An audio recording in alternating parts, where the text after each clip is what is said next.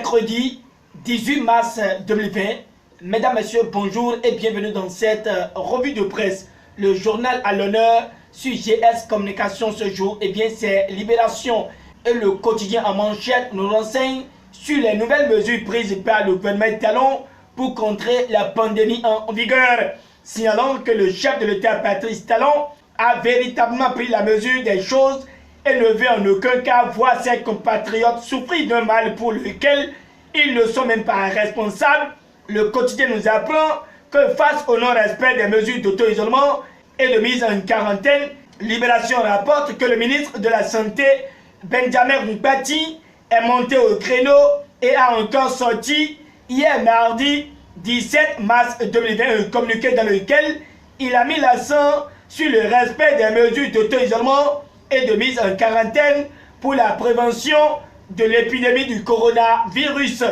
Dépasser cette actualité, le journal à l'honneur nous renseigne sur le comportement tendancieux de certains responsables des forces Cori.Bénin émergents FCBE et confie que Paul Humbert doit discipliner Nourenou à Tchadé. Le même quotidien, avant de nous entretenir sur la gestion de l'agence de la Galerie nationale où le conseil d'administration est installé, nous apprend qu'au sujet de reconstitution d'actes de naissance sans souche, 4275 Béninois bénéficient gratuitement du précieux sésame. Revenant sur la maladie qui sème l'inquiétude dans plusieurs pays au monde, le Soleil Bénin Info confie que le maire Ididon Yonofou appelle les Cotonois au civisme.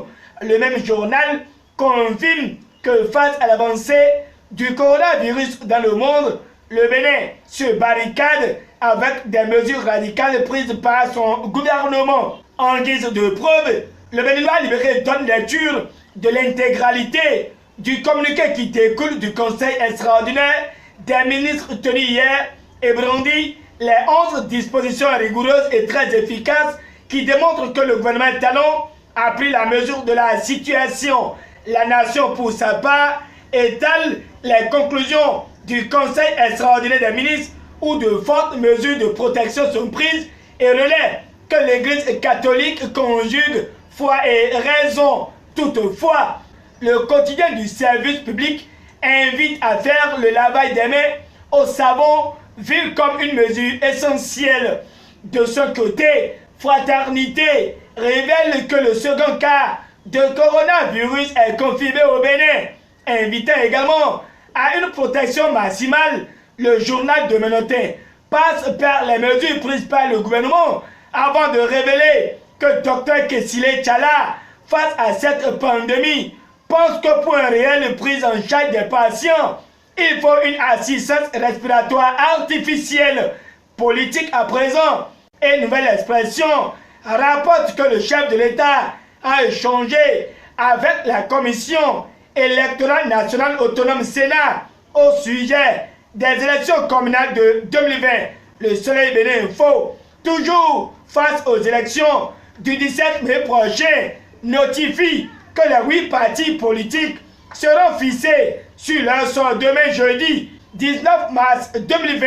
Pendant que le Béninois libéré nous apprend qu'invité par les femmes du Carrefour Dako 1er à Boycon, le DG Amagansé est reçu comme un roi, rassurant ainsi que le choix de Abdoulaye Bio-Tchané pour booster le bloc républicain à Boycon prend son envol.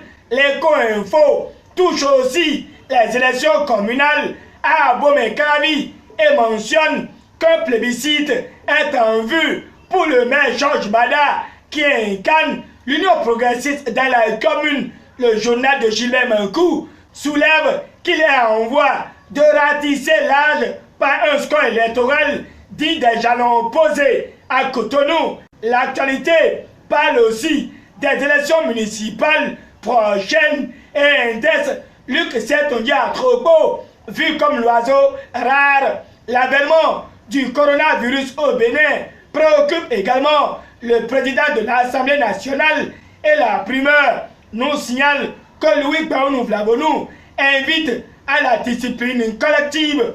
Même son de cloche par quotidien le meilleur qui certifie que Louis Vlavonou, après la confirmation du premier cas de Covid-19 au Bénin, invite le peuple béninois au respect strict des mesures sanitaires en vigueur. À sa suite, c'est l'Afrique en marche qui livre le message de l'ISL Diaspora au peuple béninois face à la pandémie du coronavirus. Ce qui étonne Matin Libre dans cette revue de presse est que le TOFA 2020 n'a pas vu venir le coronavirus. Allez-y comprendre. Mesdames, Messieurs, ainsi s'achève la revue de presse de ce jour. Prenons soin de nous-mêmes et respectons les mesures prises pour éviter la propagation du coronavirus dans notre pays. Je suis pour la mesure prise et toi?